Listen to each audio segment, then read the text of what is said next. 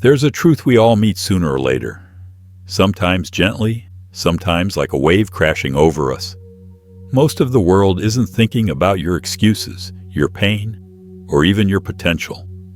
At first, that can feel cold, but if you sit with it long enough, it becomes something else, freeing.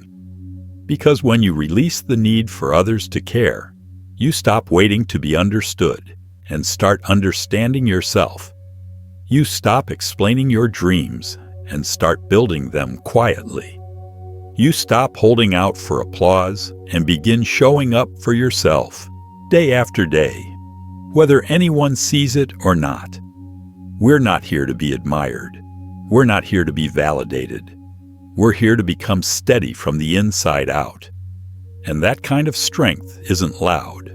It doesn't chase attention. It's formed in silence, through small, unseen choices repeated 1,000 times. That is the Stoic path, not performing for approval, but aligning yourself with something deeper than recognition, something unshakable. So if you've ever felt invisible, if it seems like no one notices the weight you carry or the effort you give, take heart. That's your call to stop outsourcing your worth, to guard your energy, to build a life that holds even when no one is watching. This isn't about becoming distant. It's about becoming free. Because the moment you stop needing the world to care is the moment you can fully focus on what matters: your character, your direction, your discipline. 1. Real peace doesn't live in being praised.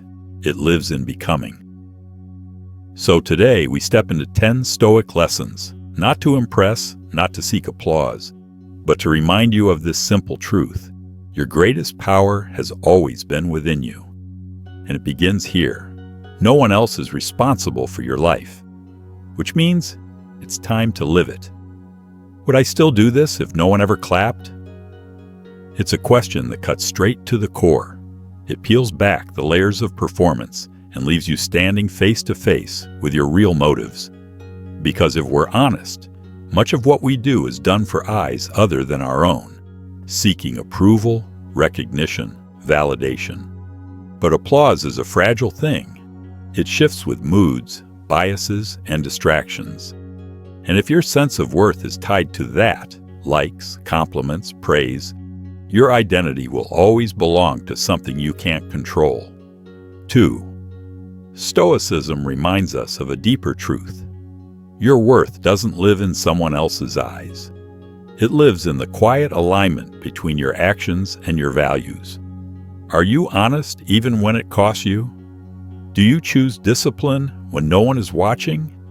Do you hold to integrity when convenience tempts you?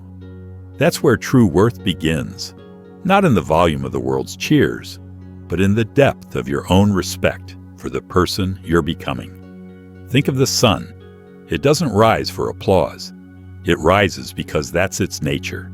Quietly, consistently, powerfully. And still, it lights the world. That's the kind of strength to embody. Steady, unshaken, not chasing admiration, but radiating truth. When you build a life from who you are, not who others expect, you stop needing the claps.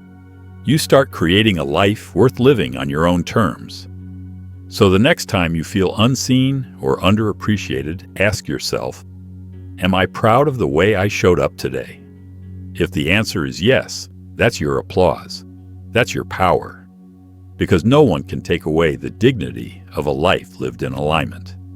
And that kind of worth doesn't need validation. It only needs to be honored. When we start seeking approval, our focus shifts outward instead of inward. We stop asking, is this right for me? And start wondering, will they approve? But the more we chase validation, the further we drift from ourselves. We become performers in a play we never chose, acting for a crowd while forgetting who we were before the applause. Stoicism cuts through that illusion. It reminds us that validation, no matter how sweet it feels, can become a quiet form of slavery. And the heaviest chains are the ones we put on ourselves. Epictetus once said, "If you want to improve, Be content to be thought foolish and stupid. Why? Because real growth rarely looks polished. It's awkward, messy, often misunderstood. And if you live for approval, you'll avoid the very risks that lead to transformation. You'll stay safe, but small, liked, but lost. There's something deeply tragic about needing permission to be yourself, about waiting for someone else to agree with your choices before you move. Here's the truth. People are fickle. Their opinions are shaped far more by their own fears and insecurities than by your worth. One day you'll be praised, the next criticized, for the same exact thing. And if your identity is tied to those tides, you'll be swept away with them. But when you detach, when you reclaim your inner anchor, you become steady. Not because the world agrees with you, but because you agree with yourself. Look around. So many lives aren't being lived. They're being performed. Careers chosen to impress parents. Words left unsaid to avoid judgment. Posts crafted for validation instead of expression. That's the cost of external approval. It erodes your authenticity, one small compromise at a time. Freedom begins the moment you stop needing to be seen. The moment you realize that real peace isn't in applause. It's in the quiet strength of standing in your truth and saying, "This is my path," whether you clap or not. That is strength. That's maturity. That's stoicism in motion. Ask yourself this. If tomorrow no one noticed your effort, would you still show up? Would you still create? Still speak your truth? Still live with discipline? If the answer is no, then your motivation isn't truly yours. It's borrowed from the crowd. But if the answer is yes, then you found something rare, a source of strength no one can take away. That's the foundation of a real life.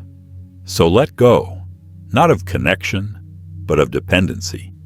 Give yourself permission to be misunderstood, to walk alone when you need to live as your full self without explanation. Because the day you stop needing others to validate your life is the day you truly begin to live it. And then there's this. Focus on what you can control. How much of your stress comes from wrestling with things you can't change? The traffic you're stuck in, the opinions people hold about you, the timing of opportunities, the behavior of those you love. We burn so much energy trying to bend reality with worry, but it never works. Stoicism names this truth with simplicity. Some things are up to us, and some things are not. Wisdom begins when you learn the difference. What's within your control? Your thoughts, your choices, your perspective, the way you respond, not react, to what life hands you. That is your domain. Everything else? That's noise. And letting go of that noise doesn't mean you stop caring or planning or hoping. It just means you free your energy to focus where it matters, on the part of life that has always been yours to shape. It means you stop carrying what was never yours to hold. You stop demanding the world bend to your will and start choosing who you are, no matter what the world does. Picture two people facing the same challenge. One spirals into blame and panic. The other pauses, breathes, and asks, "What can I do right now?" That shift, that small moment, is where real power lives. Not in controlling outcomes, but in mastering yourself. Life stops being about forcing the storm to end and becomes about becoming the calm within it. Take relationships.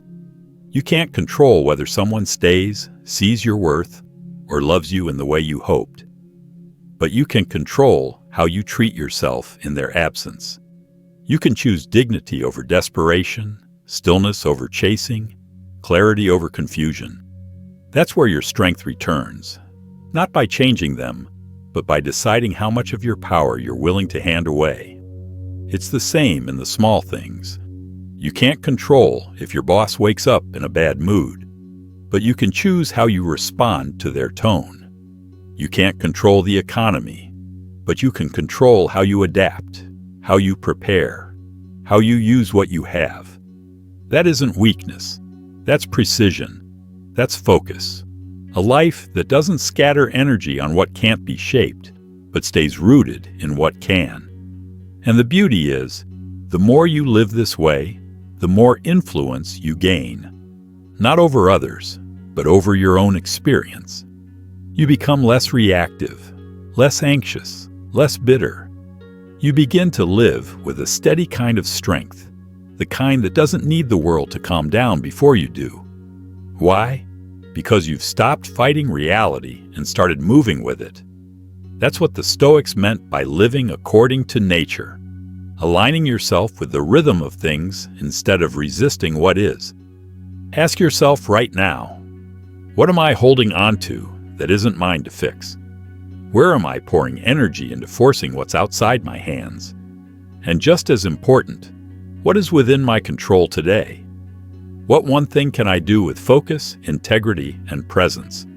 That's where peace begins, not in bending the world to your will, but in mastering yourself within it. And then there's this truth. 3. Live for your inner standards, not the crowd. What happens when the world cheers for something you don't believe in? What do you do when everyone moves one way and your inner voice quietly tells you to walk the other?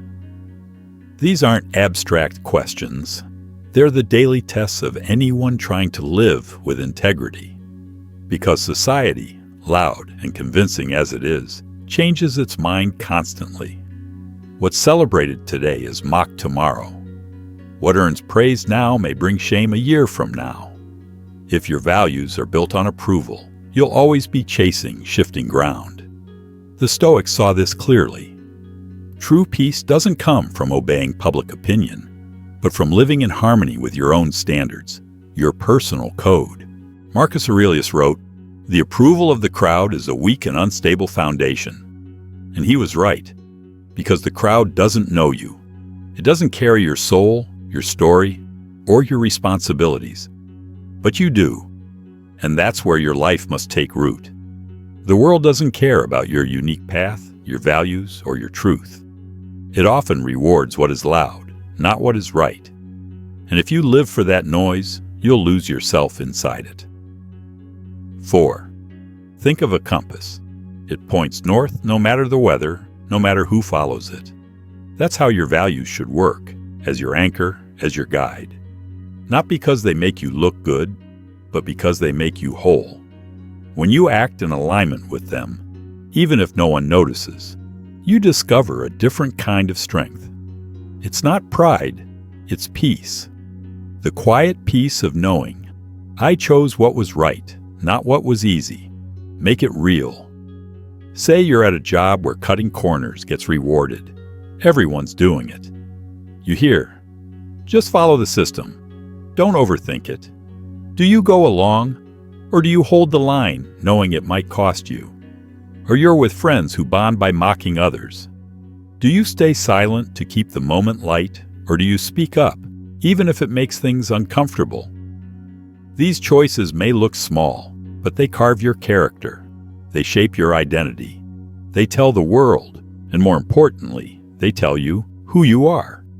And the more you practice this, the stronger you become. Not louder, stronger. Because living by your inner standards isn't about making a scene. It's about becoming unshakable. You walk into a room without needing to perform, to impress, or to shrink. You simply stand clear, grounded, true. Yes, it can feel lonely. People won't always understand. They'll question your silence, your boundaries, your choices. But that is the cost of authenticity, and it's worth it. Because the alternative is losing yourself to please a world that never really knew you in the first place. 5. Living a life that wins approval but betrays yourself isn't peace. It's a quiet kind of torment. So ask yourself, if no one ever approved of your life, would you still be proud of it? If the only voice that judged your actions was your own conscience, would you feel aligned? These questions matter more than any applause ever will. Because at the end of the day, you're the one who has to sit with yourself.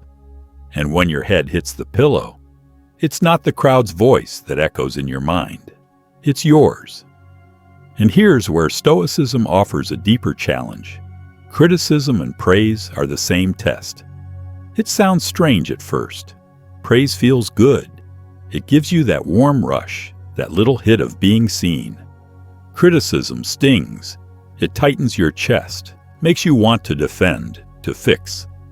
But the Stoics saw both for what they are, external judgments. And if your peace rises and falls with either, your life is still in someone else's hands. Think about it. If an insult can ruin your day, who holds the power? If a compliment can make you feel alive, who still holds the key to your emotional world?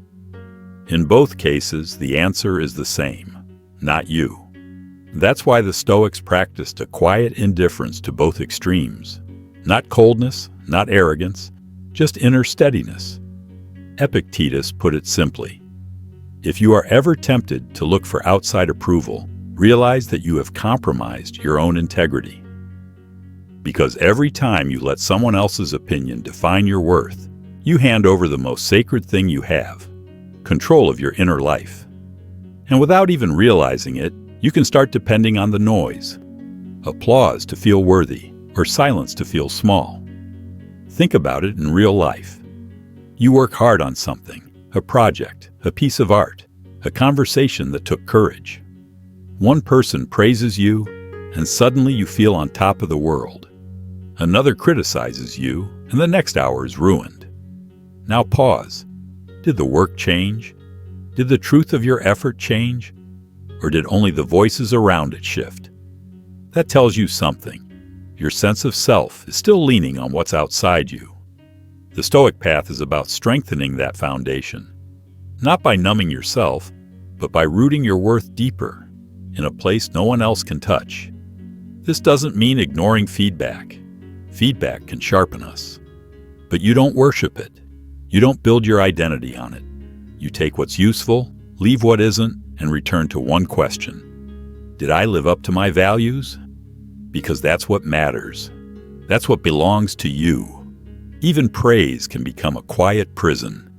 If you need it too much, you start bending your words to win it, softening your truth to keep others happy, playing roles instead of showing up real.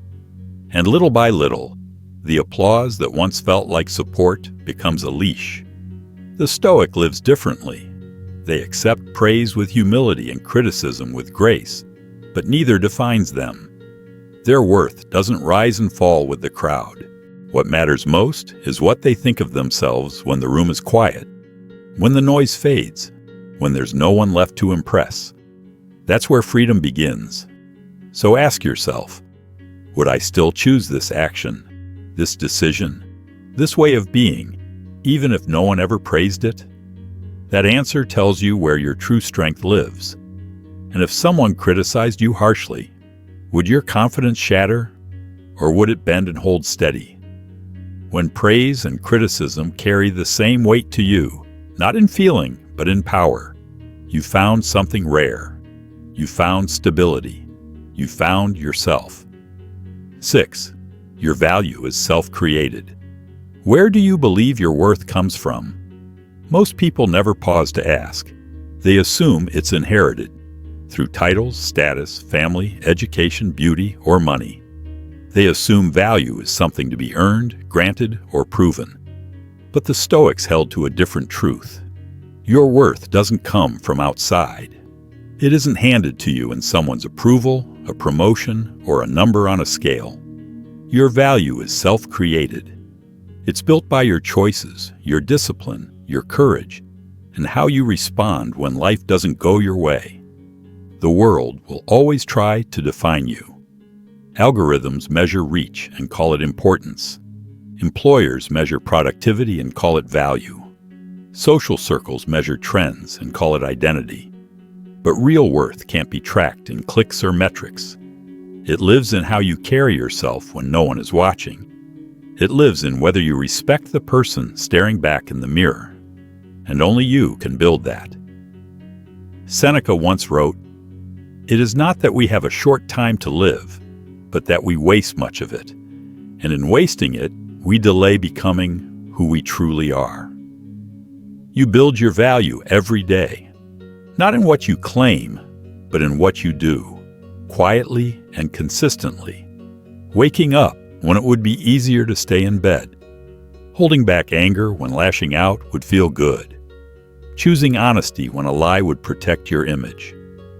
These small, invisible choices are the bricks of your inner worth. Think of the person who makes their bed, keeps their promises, reads, reflects, moves their body, shows up for their family, and pauses before they speak. No spotlight, no applause, but they are building something solid inside. And when they walk into a room, you can feel it, not because they are loud, but because they are grounded. They don't need to prove anything. Their presence speaks for itself. I have earned my own respect. That kind of value is untouchable. On the other hand, someone constantly seeking worth from outside sources lives on fragile ground. One rejection breaks them. One small failure shatters their carefully built image. They're always trying to be someone else instead of becoming themselves. That's not living, it's performing. This is where Stoicism moves beyond philosophy. It becomes a way of life. When you stop outsourcing your value, everything changes. You start setting higher standards, not from pride, but from purpose. You stop begging for acknowledgement because you know who you are. You walk away from toxic situations, not from anger, but because they no longer fit your identity. Most importantly, you protect your time, your focus, and your energy, because you understand how precious you've become. So the next time you question your worth, don't look outward. Don't scan the room for approval. Look inward. Ask yourself, am I showing up in a way I respect? Am I becoming who I promised myself I would be? If the answer is yes, then your value is whole, even if no one sees it. If it's no, that's good too. It means you're still in control. You still have the power to build, improve, and grow. Your value isn't something to find. It's something you forge, through honesty, through fire, and daily self-respect. 7. Inner courage is quiet but unshakable. What comes to mind when you hear courage? For many, it's loud, bold, a grand gesture. Someone standing tall, defying the odds, leading a movement. But most real courage isn't like that. It's not posted online or trending. It happens quietly, in the moments when you choose to stay true to yourself, even when no one is watching, agreeing, or understanding. That's inner courage, and in the Stoic tradition, it's one of the greatest strengths. Courage, for a Stoic, isn't about having no fear. It's about acting in line with your principles despite it. Epictetus said, "You may fetter my leg, but my will, not even Zeus himself can overpower." He points to that unshakable resolve no one can touch.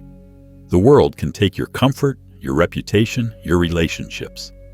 But if you guard your will, your clarity, your inner compass, then you've lost nothing essential. Think about the courage it takes to speak your truth when silence would keep the peace. To walk away from what's familiar, because it no longer serves who you're becoming. To sit with discomfort instead of running from it. These moments may not seem heroic from the outside, but inside, they are battles. When you choose principle over comfort, growth over ease, discipline over distraction, you win. Not in a way others see, but in a way you feel deep within. Imagine someone grieving, but still rising early to keep their promises.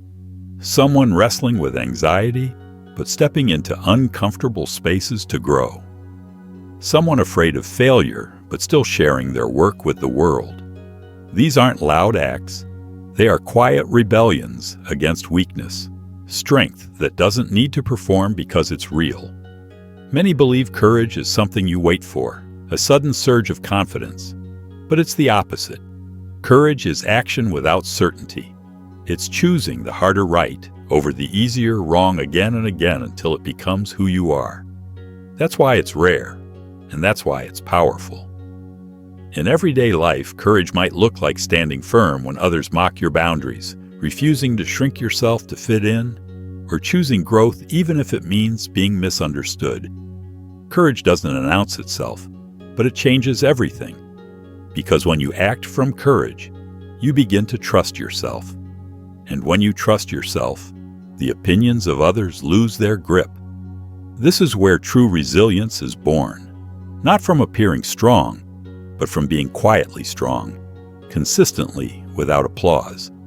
The Stoic doesn't need recognition to do what's right. They do it because it's right. And that quiet courage becomes armor, unseen but impenetrable. So ask yourself, where are you waiting for permission to be brave? What choices are you avoiding because they might make you look foolish, alone, or different? And what would change if you honored your inner voice, even when it feels uncomfortable? Because courage doesn't always roar. Sometimes it's a whisper. I will try again tomorrow. And sometimes that whisper is enough to change your life. 8. Build an inner citadel. When everything outside feels unstable, where do you turn? When people turn against you, plans fall apart, and nothing goes as expected, what do you lean on? This is the question the Stoics asked us to answer before the storm arrives. Because waiting until life collapses to find stability is like trying to build a house during a hurricane. So they taught, build your citadel now. Not a physical fortress, but an internal one. A stronghold within your mind, your spirit, your philosophy. A place the world cannot reach, and therefore cannot destroy. Marcus Aurelius wrote often about this. He said, people try to retreat to the country, the beach, or the mountains. You can retreat into yourself anytime you want. What Marcus Aurelius describes is a sanctuary, not built from stone, but from clarity, not protected by walls, but by discipline. In a world that constantly pulls at you with distractions, judgments, and noise, this inner fortress isn't a luxury, it's a necessity. So what does it mean to build an inner citadel? It means training your mind to stay calm when emotions flare. It means preparing your soul to stand firm when life disappoints. It means defining your values so clearly that nothing outside you can shake them. When you do this work consistently, you don't just react to life, you respond with intention. You don't get swept away by every wave. You become the anchor beneath them. Let's bring this into real life. If someone insults you publicly, do you snap back to protect your pride? Or do you pause, breathe, and act from principle instead of ego? That pause, the space between stimulus and response, is your citadel in action. Or imagine losing something you deeply care about, a job, a relationship, an opportunity. Do you fall apart? Or do you remember your value isn't tied to outcomes, but to who you are through the process? That mindset is your stronghold. And like any fortress, the citadel is built daily. Every time you journal, reflect, meditate, or choose integrity over impulse, you lay a brick. Every time you keep your word to yourself, even when it's hard, the walls grow stronger. Every honest self-inquiry, every uncomfortable truth you face instead of avoiding, it deepens your foundation. But don't confuse this with coldness. The inner citadel isn't emotional detachment, it's emotional mastery. It's the difference between being controlled by life and walking through life with control. It's what lets you love without clinging, lead without arrogance, and lose without crumbling. Here's the truth. No one else can build it for you. Not a book, a mentor, or even a philosophy. It's forged in lived experience, in showing up each day and proving to yourself that you are stronger than your circumstances, that you are steady, not because life is easy, but because your core is solid. So ask yourself today, what does my citadel look like? Is it built on unshakable principles or on shallow beliefs? Do I run to it when storms come, or do I even know it's there? Because storms will come. That's certain. But whether they destroy you or refine you, depends entirely on what you've built inside. And once you've truly built it, you realize something profound. No matter what happens outside, you are already home. 9. Daily reflection is power. When was the last time you truly sat with yourself? Not just thinking, but reflecting. Not scrolling, not escaping, not trying to solve a problem, but quietly examining your day, your actions, your reactions. In the rush of modern life, reflection has become almost a lost art. We're trained to keep moving, doing more, achieving more, fixing more. But the Stoics understood that without reflection, there can be no real growth. Because what you don't observe, you repeat. And what you don't understand controls you. Seneca wrote, "Each day I examine my conscience. I look back over my actions and words and reread the whole day." This wasn't a ritual for routine's sake. It was power. The power to become a better human, one day at a time. Not in dramatic leaps, but in small, deliberate corrections. That's the beauty of daily reflection. It humbles without humiliating. It challenges without condemning. It gives you a chance to meet yourself honestly, and then improve. Reflection isn't about guilt. It's not about dwelling in the past or beating yourself up. It's about responsibility. It's about looking at your day and asking, where did I act from strength? Where did I fall into weakness? What patterns am I repeating? What emotions ruled me today? And most importantly, what will I do differently tomorrow? These questions don't just make you wise, they make you accountable. In a world that's quick to blame everything outside ourselves, accountability becomes a rare and radical kind of power. Let's be practical.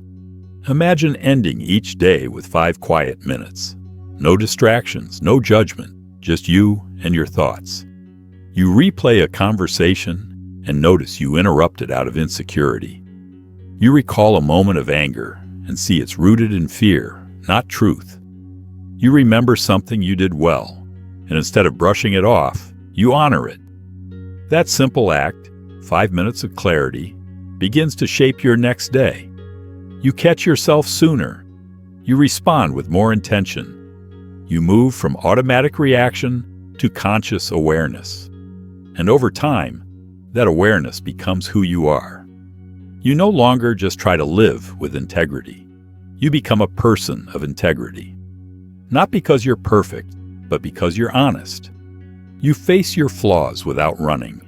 You learn from your mistakes without shame. You grow without needing the world's applause. That's the quiet revolution of daily reflection, invisible on the surface, but deeply transformative beneath it. It gives you something else too, peace. When you've reflected deeply, you sleep differently. Your mind isn't spinning with unresolved thoughts. Your heart isn't tangled in unspoken regret. You've already met the day, looked it in the eye, and made peace with it, or made a plan to do better. That's rare. That's freedom. So ask yourself now, what did I learn about myself today? If the answer is nothing, it's not because nothing happened. It's because you weren't present enough to see it. The good news? Tomorrow is another chance. Reflection isn't a luxury. It's a necessity. Because life moves fast, but real, lasting growth requires stillness. It requires honesty. And above all, it requires you. 10. Vulnerability is strength when you own it. What if the very thing you're hiding is the key to your strength? Most of us are taught to wear armor, emotional, psychological, even spiritual. We're taught to appear composed, successful, unshaken. From early on, we learn that showing too much, fear, doubt, truth, might invite judgment, rejection, or be seen as weakness. So we hide, we pretend, we perform for the world, hoping that if we appear fine, eventually we'll feel fine. But deep down, we know the truth. Suppression isn't strength. It's a slow erosion of the soul. The Stoics didn't believe in denying emotion. They believed in mastering it. And mastery begins with awareness. You cannot transcend what you refuse to face. Seneca wrote, "He who is brave is free." But bravery doesn't mean pretending you have no fear. It means looking fear in the eye and saying, "You will not own me." Vulnerability, when truly owned, becomes a doorway to that freedom. It's not weakness, it's honesty. And in a world addicted to image, honesty is rare and powerful. Imagine this. You're overwhelmed, anxious, uncertain. Instead of hiding it, you name it first to yourself, then maybe to someone you trust. Not to seek pity, but to take ownership. And something shifts. You're no longer running from the feeling. You're standing in it, fully present. And that confrontation, that honest facing, is where transformation begins. It's where clarity returns. Because when you stop pretending, you free up the energy used to maintain the illusion. Owning your vulnerability is an act of maturity. Children hide, adults face. Children deny, adults integrate. Vulnerability doesn't mean spilling everything to everyone. Or it means having the courage to be real with yourself and with those who have earned the right to witness your truth. And when you do, something unexpected happens. You become more resilient, not by avoiding pain, but because you've met it before. You've walked through it. You've learned it doesn't break you, it builds you. Let's bring this to everyday life. Suppose you've made a mistake at work, in a relationship, or in a moment of emotion. The easy way is to deflect, justify, or pretend it didn't matter. But the stronger way, the Stoic way, is to admit it plainly. That was on me. No theatrics, no self-criticism, just clear ownership. That act of owning your mistake is vulnerability in action. And it earns respect, not just from others, but from yourself. It also opens the door to deeper connection. People don't bond over perfection. They bond over shared humanity, the admission of struggle, the confession of doubt, and the willingness to say, "I don't have it all figured out, but I'm trying." That's real strength. That's leadership. That's the kind of presence that lets others feel safe to be honest too. And here's the paradox. The more you own your vulnerability, the less vulnerable you become. Not because the emotions vanish, but because they no longer control you. You've met them, named them, integrated them. What once felt like chaos becomes insight. What once felt like shame becomes wisdom. So ask yourself now, what am I hiding from myself? What part of me needs to be seen, not by the world, but by me? Because pretending to be strong is exhausting. But being real, grounded, whole, that's where your real power lives. And that power begins the moment you stop running from your truth and start walking with it. Resilience means using pain as fuel. What if your greatest strength was hidden inside your worst moment? Pain changes people. But how it changes them, that's a choice. Some let it break them.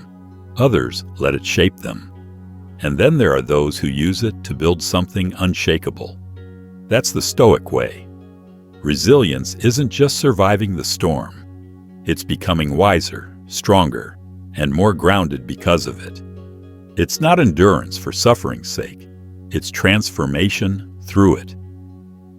Marcus Aurelius said, "The impediment to action advances action. What stands in the way becomes the way." At first, it sounds poetic, but it's more than that. It's a challenge. What if every obstacle was a hidden teacher? What if heartbreak was shaping your compassion? Failure sharpening your focus? Rejection strengthening your boundaries? Most wait for pain to pass. The Stoic leans in and asks, "What is this here to teach me?" Pain is information. It shows where we're attached, where we've grown complacent, where we've lost perspective. And when you stop resisting and start listening, something powerful happens. You stop seeing yourself as a victim of circumstances. You begin to see yourself as a sculptor, carving strength from discomfort, meaning from chaos, and direction from despair. Think about the most resilient people you know. Are they untouched by pain? Or have they walked through fire and come out different, not harder, but clearer, not bitter, but with boundaries? Their eyes say, "I've seen things, I've lost things, but I didn't lose myself." That's resilience, not the absence of wounds, but the refusal to be defined by them. Let's make this concrete. You've been betrayed, and it hurts. You have a choice. Close your heart forever, or open it again with more discernment. You've failed publicly and feel shame. You have a choice. Avoid risk or rise again, wiser this time. You feel lost. You have a choice. Distract yourself endlessly, or sit with the discomfort until it reveals something deeper. These aren't dramatic, cinematic moments. They happen quietly, in your car, on your bed, in the space between old identities and new beginnings. Resilience is forged there, not when life is easy, but when you're unsure, afraid, uncertain, and you still choose courage. You still choose to show up. You still choose to believe in something greater than your temporary emotions. That's how pain becomes fuel, not by ignoring it, but by alchemizing it. And here's the truth.